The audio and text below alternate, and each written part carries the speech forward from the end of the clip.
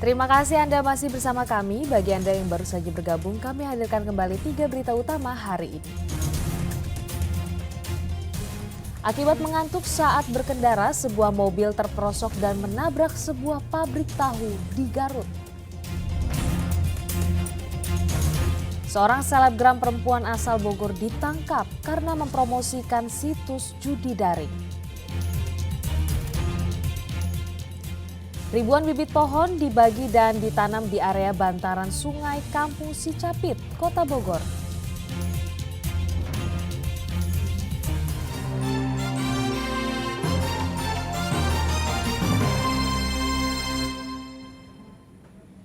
Seorang jaksa di Kejaksaan Negeri Ciamis ditahan setelah jadi tersangka kasus penipuan proyek fiktif.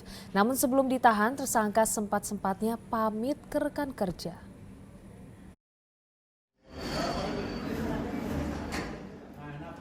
Seorang jaksa ditetapkan menjadi tersangka penipuan proyek fiktif. Namun sebelum ditahan, Dimas sempat-sempatnya berpamitan dengan rekan kerjanya di ruang pidana umum Kejaksaan Negeri Ciamis. Ia bersama 4 rekannya dari pihak swasta menjalankan modus dengan cara meminta sejumlah uang kepada pemborong yang nantinya diganjar dengan nilai proyek hingga miliaran rupiah. Salah satu korbannya sampai tertipu 400 juta dengan menjanjikan proyek pembangunan atap sekolah se-Ciamis. Namun setelah ditunggu selama setahun, proyek itu tak jalan. Ternyata proyek ditawarkan Dimas dan kawan-kawannya hanyalah fiktif. Menawarkan sebuah PO, proyek order untuk rekapitulasi atap sekolah se-Tasikmalaya.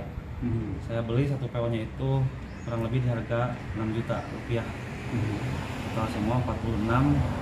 Jadi mereka menjanjikan 10 hari setelah lebaran maka proyek akan dimulai, tapi sampai tunggu-tunggu berbulan-bulan dan sampai 1 tahun tidak keluar juga. Makanya saya mengambil tindakan untuk melaporkan ke ranah hukum. Intinya untuk mereka mengembalikan uang atau mengembalikan hak saya. Saya tidak berharap sejauh ini sebetulnya. Saya ingin uang saya kembali. Masih ada kesempatan untuk mereka untuk meringankan hukumannya, yaitu dengan cara membayar kepada saya. Insya Allah mereka akan diringankan. Meski membenarkan salah satu pegawainya terjerat hukum, pihak Kejaksaan Negeri Ciamis enggan diwawancarai. Pihaknya hanya mengantarkan jaksa Dimas hingga dibawa ke mobil tahanan. Eko Setiabudi melaporkan dari Ciamis. Polusi udara yang terjadi di ibu kota Jakarta berdampak pada daerah satelit di sekitarnya seperti Bekasi, Depok, dan Bogor. Mengatasi hal itu, pemerintah Provinsi Jawa Barat akan menerapkan kerja dari rumah kepada aparatur sipil negara. Namun, hal itu masih dikoordinasikan dengan pemerintah pusat. Berada di dekat ibu kota, Kota Bekasi terkena dampak dari buruknya kualitas udara. Mengatasi masalah polusi udara, pemerintah Provinsi Jawa Barat berencana menerapkan work from home atau kerja dari rumah untuk aparatur sipil negara di wilayah yang dekat dengan ibu kota, mulai dari kota dan Kabupaten Bekasi, Depok, dan kota Kabupaten Bogor.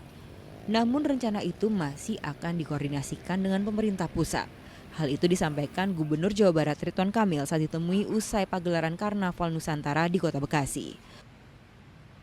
Nanti akan dirapatkan karena kalau Pemprov Jawa Barat sudah, tapi Depok, Bekasi, Bogor yang nempel ke Jakarta sesuai arahan Presiden akan dikoordinasikan minggu ini. Oke, siap.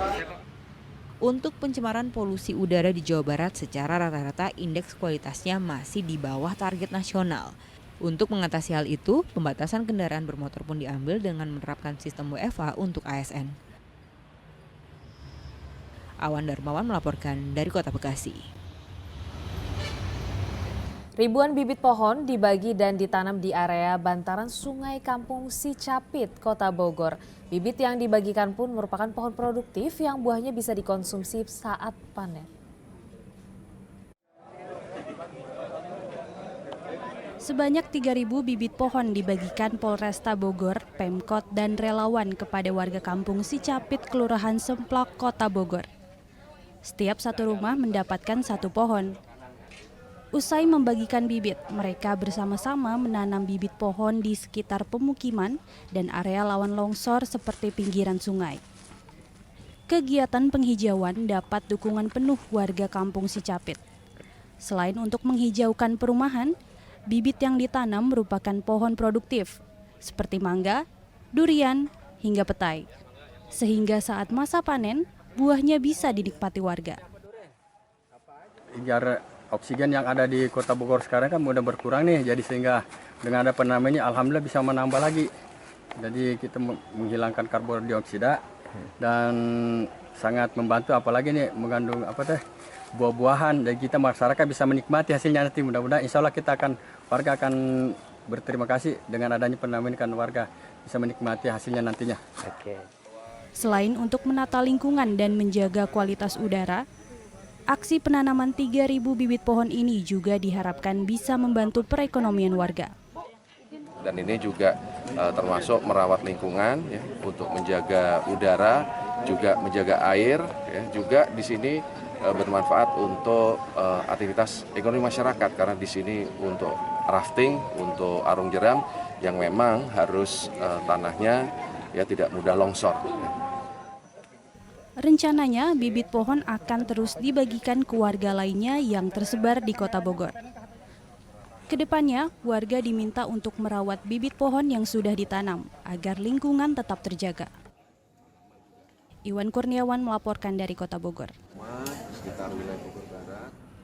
Informasi tadi mengakhiri jumpa kita. Atas nama rekan yang bertugas, saya Priscilia Claudia mengucapkan terima kasih atas kebersamaan Anda. Selamat beraktivitas dan sampai jumpa.